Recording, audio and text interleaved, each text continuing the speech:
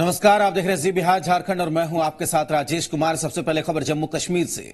जम्मू कश्मीर के अवंतीपुरा में बड़ा आतंकी हमला हुआ है। सीआरपीएफ काफिले पर हुए आतंकी हमले में 30 जवान शहीद हो गए हैं। विस्फोटकों से भरी हुई कार को सीआरपीएफ काफिले के बेहद करीब धमाके से उड़ा दिया गया। इसके बाद काफिले पर ताबड़तोड़ फायरिंग भी की गई। हमले में कई जवान घायल हुए हैं और जवानों की शहादत का आंकड़ा लगातार बढ़ रहा है। इधर खबर यह भी मिल रही है कि एनएसए अजीत डोवल ने आतंकी हमले के बाद इमरजेंसी बैठक बुलाई है। उधर गृहमंत्री राजनाथ सिंह ने जम्मू कश्मीर के राज्यपाल और सीआरपीएफ के डीजी से बात की है।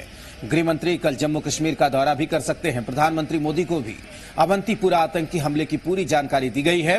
इस हमले के बाद देश गुस्से में है। वित्त मंत्री अरुण जेटली ने कहा है कि एक भी आतंकी को बख्शा नहीं जाएगा। आपको बता दें कि इस हमले की जिम्मेदारी आतंकी संगठन जैश ए मोहम्मद ने ली है।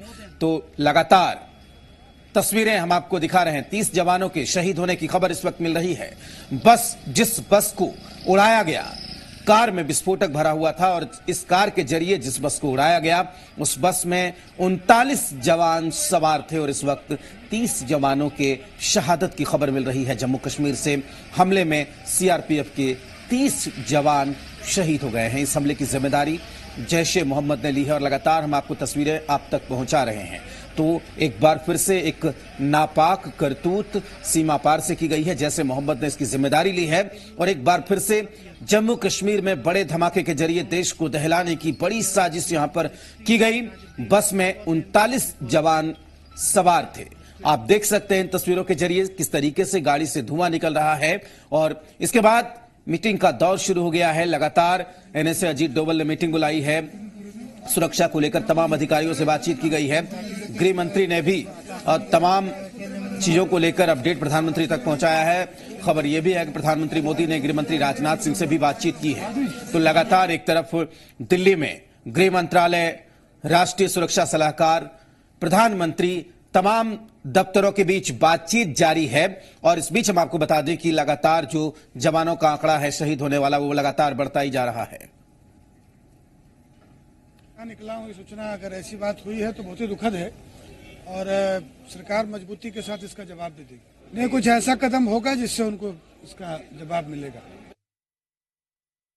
देखिए, इस संदर्भ में तो हमें जानकारी अभी तक नहीं मिली है क्योंकि हाउस से जस्ट निकले हैं।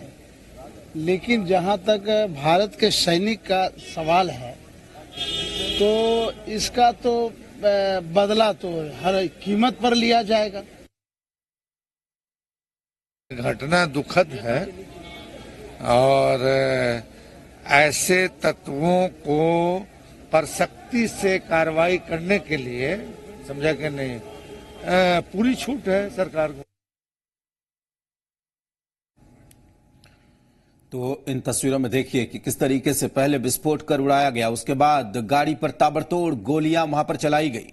हम तस्वीरें भी आपको दिखा रहे हैं और प्रधानमंत्री ने ट्वीट किया है, सीआरपीएफ जवानों पर हमला जो है वो कायराना करतूत है, जवानों की शहादत बर्बाद नहीं जाएगी। ये ट्वीट के जरिए प्रधानमंत्री ने लिखा है, पूरा देश जवानों के परिवार वालों के साथ है।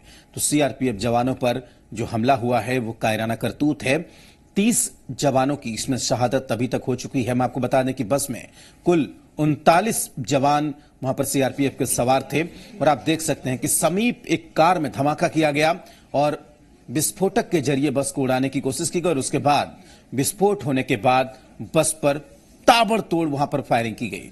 तो ये सीआरपीएफ की बस्ती जम्मू कश्मीर के अवंतीपुरा की ये पूरी घटना बताई जा रही है।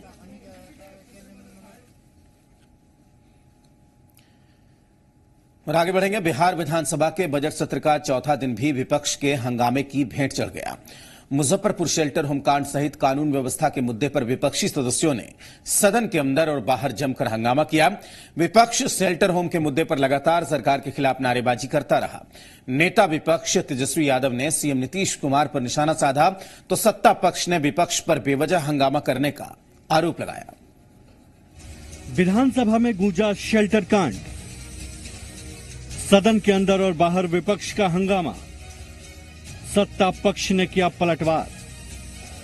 बिहार विधानमंडल के बजट सत्र के चौथे दिन विपक्ष ने सरकार के खिलाफ सदन के अंदर और बाहर जमकर नारेबाजी की। विधानसभा के बाहर आरजेडी और वाम दलों ने हाथ में तख्ती और बैनर लेकर सरकार के खिलाफ नारेबाजी की।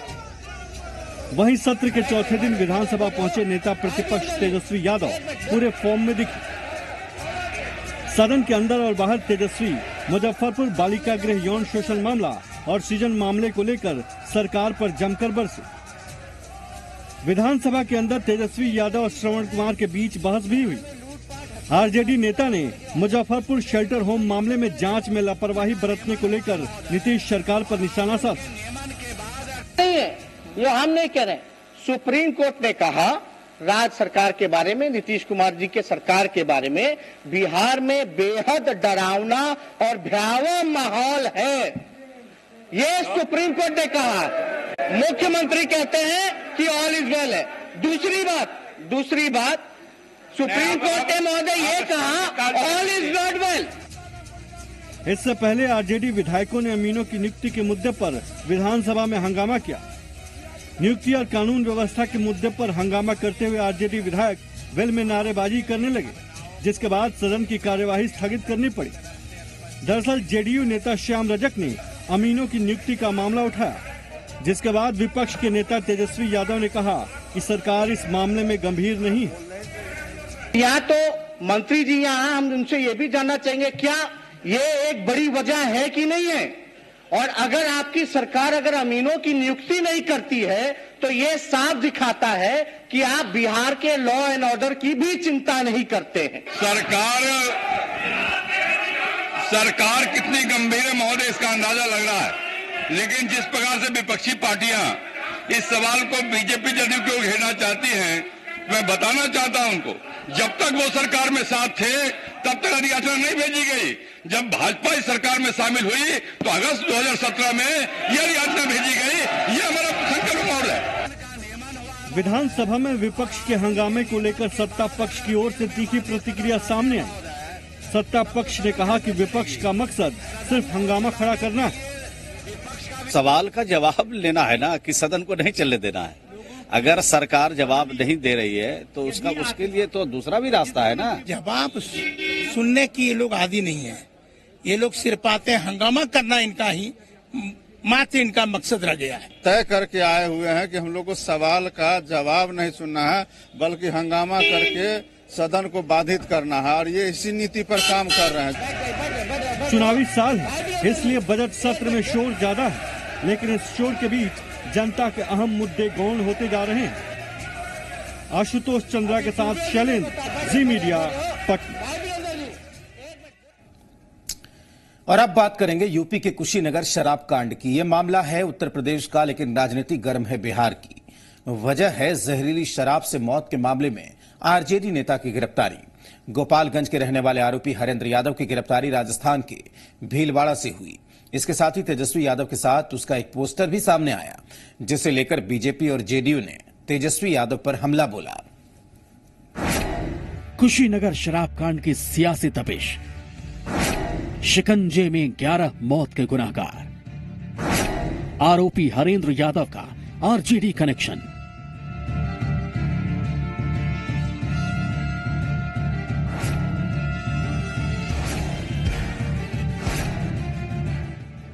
उत्तर प्रदेश के कुशीनगर में जहरीली शराब से 11 लोगों की मौत के आरोपी हरेंद्र यादव की राजस्थान के भीलवाड़ा से गिरफ्तारी के बाद बिहार में भी सियासी उबाल आ गया है। वजह आरोपी हरेंद्र यादव का आरजेडी कनेक्शन। गिरफ्तारी के बाद हरेंद्र यादव का आरजेडी कनेक्शन सामने आया है। आरजेडी नेता तेजस्वी यादव के साथ उसका पोस्टर सामने आने के बाद बीजेपी और जेडीयू हमलावर हो गए। गोपालगंज के राष्ट्रीय जनता दल का एक बड़ा नेता हरेंद्र यादव, उसको यूपी पुलिस ने राजस्थान से गिरफ्तार किया है। और कुशीनगर के अंदर जो जहरीली शराब का मामला हुआ था, जिसमें कई लोग मारे गए थे, उसका वो मुख्य अभियुक्त फरार था और यूपी पुलिस ने उसको भीलवाड़ा में गिरफ्तार किया है। तो इसलिए राष्ट्रीय जनता दल के लोग इसे बौखलाए हुए हैं। जैसे राजवल्लभ यादव के खिलाफ आपने कार्रवाई नहीं किया, क्या हरेंद्र यादव के भी खिलाफ कार्रवाई नहीं करेंगे? ये राजनीति के जो रत्न हैं आपके, वो लगातार बढ़ते जा रहे हैं। और ट्विटर बबुआ आप अपराध पर प्रवचन दे रहे हैं कि शराब माफिया, बालू माफिया एवं साथ ही साथ अपराध माफिया जो लोग हैं, वो उनका स्तुति गान करना राष्ट्रीय जनता दल का राजनीतिक नया कुसंस्कार है। बीजेपी और जेडीयू के हमले के बाद आरजेडी ने हरेंद्र यादव से पार्टी का कनेक्शन होने से नकारा। आरजेडी का कहना है कि किसी के साथ फोटो होने से कोई दोषी नहीं हो जाता। आरजेडी नेता कौन पोस्ट पे है? हम लिख देंगे आरजेडी नेता फलना बीजेपी नेता होता नहीं, तस्वीर से क्या होता है? आरोपी हरेंद्र यादव गोपालगंज के विशंभरपुर थाना इलाके के रामजीता मठेनिया का रहने वाला है। उस पर यूपी और बिहार में डकैती, अवैध शराब कारोबार सहित दर्जनों मुकदमे दर्ज हैं। कुशीनगर में जहरीली शराब से अब तक 11 लोगों की मौत हो चुकी है। इस घटना के बाद से हरेंद्र फरार चल रहा था। पटना से आशुतोष चंद्रा के साथ ब्यूरो रिपोर्ट, जी मीडिया। 3 राज्यों के विधानसभा नतीजों से उत्साहित कांग्रेस अब सही मायनों में बिहार में बड़े भाई की भूमिका अदा करना चाहती है। सदन की कार्यवाही बाधित करने के मामले में कांग्रेस ने आरजेडी का विरोध किया। सीट शेयरिंग में बराबरी का हक मांग चुकी कांग्रेस का कहना है कि वो किसी की पिछलग्गू नहीं है। उधर सीटों पर फंसे पेंच को लेकर मांझी ने भी अपने तेवर दिखाने शुरू कर दिए हैं। कांग्रेस बड़ी पार्टी है, इसलिए मैसेज जाना चाहिए और हम समझते हैं कि बराबरी की जरूर होना चाहिए। ये हम लोग का मांग रहेगा। महागठबंधन में महाभारत, कांग्रेस नहीं बनेगी पिछलग्गू, मांझी ने भी तेवर किए तल्ख। 2014 लोकसभा चुनाव के नतीजों के बाद हाशिए पर आई कांग्रेस अपनी साख बचाने के लिए दीनहीन की भूमिका में थी, लेकिन 3 राज्यों के नतीजों ने कांग्रेस को संजीवनी दे दी। सीट शेयरिंग पर बराबरी का हक मांगने के बाद अब कांग्रेस विधायकों ने आरजेडी का पिछलग्गू नहीं बनने का फैसला लिया। सदन की कार्यवाही के बहाने कांग्रेस ने अपने तेवर दिखाने शुरू कर दिए हैं, तो आरजेडी बचाव की मुद्रा में आ गई है। सहयोगी दल का मतलब ये नहीं होता है कि हम जनता के ध्यान को बांटने का काम करें। जनता का ध्यान सदन और सम्मानित सदस्यों पर होता है और जनता ये कयास और आस लगाए बैठी रहती है कि हमारे सम्मानित विधायक, हमारे सम्मानित सांसद हमारे क्षेत्र के संबंधित कौन कौन से ऐसे इशू को उठाए जिससे कि हमारी समस्या, क्षेत्र की समस्या का समाधान हो। तेजस्वी प्रसाद यादव जी जो नेता विरोधी दल है, उनकी तबीयत खराब हो गई थी और उनके नहीं रहने से कोऑर्डिनेशन हो सकता है नहीं बन पाया हो, लेकिन ऐसी बात नहीं है। महागठबंधन एक साथ है और एक साथ सब काम करेगी विधानसभा के अंदर। सीटों पर खींचतान और महागठबंधन में मची महाभारत पर अब बीजेपी चुटकी ले रही है। वो जो लोग भ्रष्टाचार के विषय पर कागज फाड़ा करते थे, आज रात के अंधेरे में लालू जी से मिलने जाते हैं, तो पूरी कांग्रेस के जो राष्ट्रीय अध्यक्ष पिछलग्गू बने हुए, तो उनके बाकी विधायक और बाकी नेता क्या कर रहे हैं तो आप समझ ही सकते हैं। कभी एक भी सीट नहीं मिलने पर महागठबंधन का साथ नहीं छोड़ने का दम भरने वाले मांझी ने भी अपने तेवर सख्त कर लिए हैं। कुशवाहा और साहनी के महागठबंधन से जुड़ने के साथ ही मांझी को यह डर सताने लगा है कि कहीं उनकी कुर्बानी न हो जाए। सम्मानजनक सीट और सम्मानजनक वही कि जो हमारे हैं यहाँ पर घटक दल, उनसे अगर एक सीट ज्यादा नहीं प्राप्त होने की स्थिति में हम लोग 20 सीट पर लड़ने के लिए तैयार हो जाएंगे। ऐसा हमारे लोगों ने आज हमको मैंडेट दिया है। महागठबंधन की गांठें सुलझने के बजाय उलझती जा रही हैं। ऐसे में आशंका गहराने लगी है कि एनडीए से लड़ने से पहले महागठबंधन के दल आपस में ही दो हाथ न करने लगे। रूपेंद्र के साथ आशुतोष चंद्रा, जी मीडिया, पटना।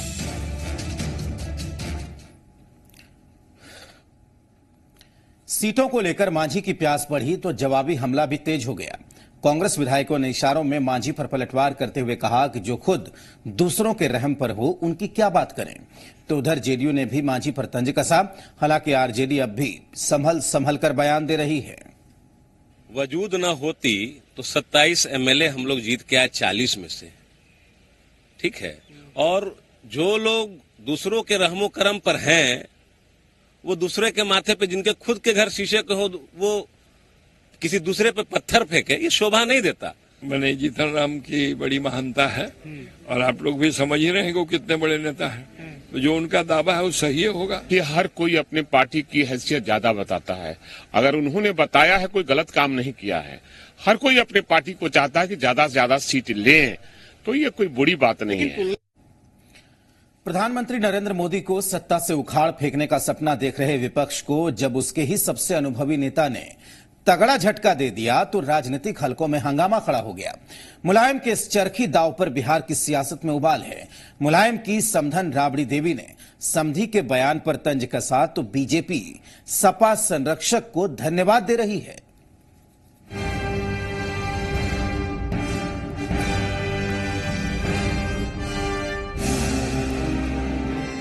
मेरी कामना है कि जितने माननीय सदस्य हैं दोबारा फिर जीत जाए, ये हमारी इच्छा है। तो ये सब करेंगे। और तो ये भी चाहता हूँ, हम लोग को इतना बहुमत नहीं आ सकते हैं, प्रधानमंत्री जी आप फिर बने प्रधानमंत्री। चरखी दाव पर विपक्ष चित, मोदी अगेन पर बीजेपी पुलकित, समधी पर राबड़ी का सियासी तंज। 16वीं लोकसभा के आखिरी दिन सत्ता पक्ष और विपक्ष अपने अपने हथियार चुनावी संग्राम के लिए सहेजते दिख रहे थे। लोकसभा में विदाई भाषण के दौरान मुलायम सिंह ने नरेंद्र मोदी के दोबारा पीएम बनने की इच्छा जाहिर की तो सियासी गलियारों में हड़कंप मच गया। अहम मौके पर समाजवादी पार्टी के संरक्षक का पीएम नरेंद्र मोदी पर मुलायम पड़ना विपक्ष को असहज कर गया। मुलायम की इस धोबी पछाड़ पर बिहार में भी सियासी सरगर्मी जारी है। मुलायम की समधन राबड़ी देवी ने अपने समधी को बूढ़ा बताया है और कहा कि अब उनके बयानों का कोई मतलब नहीं। उम्र हो गया, याद नहीं रहता कब क्या बोलेंगे, वो बोली का कोई नहीं रहा। मुलायम सिंह यादव पहले भी अपने दाव और बयानों से लोगों को चौंकाते रहे हैं, इसलिए विपक्ष उनके बयान के मायने इस अंदाज में निकाल रहा है। उन्होंने पिछले चुनाव में फिर अखिलेश यादव को मुख्यमंत्री बनाने के लिए प्रेडिक्शन किया था, तो अखिलेश जी नहीं बने थे। जो प्रेडिक्शन करते हैं रिजल्ट उसका उल्टा होता है। तो मुलायम सिंह जी ने सोच समझकर ही, मैं तो समझता हूं कि शायद उनकी उम्र का असर है उनके ऊपर, नहीं तो और ऐसी कोई बात नहीं है। उनकी पार्टी तो स्पष्ट है। दूसरी ओर बीजेपी मुलायम सिंह यादव के बयान से पुलकित है और दिल की बात बोलने के लिए उन्हें धन्यवाद दे रही है। हम जानते हैं कि अगला प्रधानमंत्री फिर नरेंद्र मोदी बनने वाले हैं और मुलायम सिंह यादव जो उन्होंने खुलकर इस बात को कह दिया, इसलिए जो उनके दिल में था, जो चाहते थे और जिनको मालूम है कि होने वाला है, इस शुभकामना के लिए बधाई देते हैं। चुनावी साल में बयानों पर सियासी पारा चढ़ते देर नहीं लगती, लिहाजा मुलायम सिंह यादव के बयान पर भी सियासत जारी है। कटिहार से राजीव रंजन के साथ आशुतोष चंद्रा, जी मीडिया, पटना। केंद्रीय कैबिनेट से पटना मेट्रो निर्माण को मंजूरी मिलने के बाद पटना वासियों की आस पूरी होने वाली है। उम्मीद की जा रही है कि 2021 से पटना में मेट्रो दौड़ने लगेगी।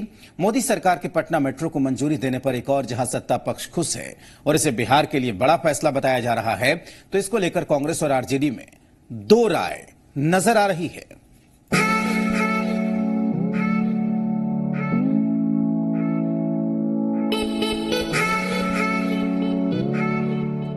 पटना को मेट्रो की सौगात, 17 फरवरी को पीएम करेंगे शिलान्यास। सराहनीय फैसले पर सियासत, पटना के लोग भी जल्द ही मेट्रो की सवारी कर सकेंगे। केंद्र सरकार ने पटना मेट्रो के निर्माण को मंजूरी दे दी। 17 फरवरी को प्रधानमंत्री मोदी बरौनी में सीएम नीतीश कुमार की मौजूदगी में पटना मेट्रो का शिलान्यास करेंगे। वहीं पटना में होने वाले कार्यक्रम में केंद्रीय नगर विकास मंत्री हरदीप पुरी मौजूद रहेंगे। साल 2021 तक इस परियोजना के पूरा होने की उम्मीद है। पहले फेज में पटना में 18 किलोमीटर लंबी मेट्रो लाइन का निर्माण होगा। इस परियोजना के लिए 13,365 करोड़ रुपए की स्वीकृति दे दी गई। गौरव का विषय बना है।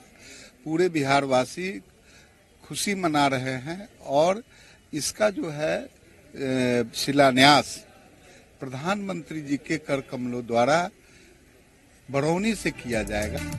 नरेंद्र मोदी की सरकार से पटना मेट्रो को ग्रीन सिग्नल मिलने पर बिहार बीजेपी गदगद है। बीजेपी विधायक नितिन नवीन ने पीएम मोदी को धन्यवाद दिया और कहा कि ये पटना वासियों के लिए बड़ा तोहफा है। पटना वासियों की तरफ से माननीय प्रधानमंत्री नरेंद्र मोदी जी को और उनके पूरे कैबिनेट के सहयोगी को बहुत बहुत आभार व्यक्त करता हूं। साथ में माननीय मुख्यमंत्री और माननीय नगर विकास मंत्री को, जिन्होंने लगातार इसके लिए पहल किया और आज पहल का परिणाम है कि पटना को मेट्रो का तोहफा मिला है।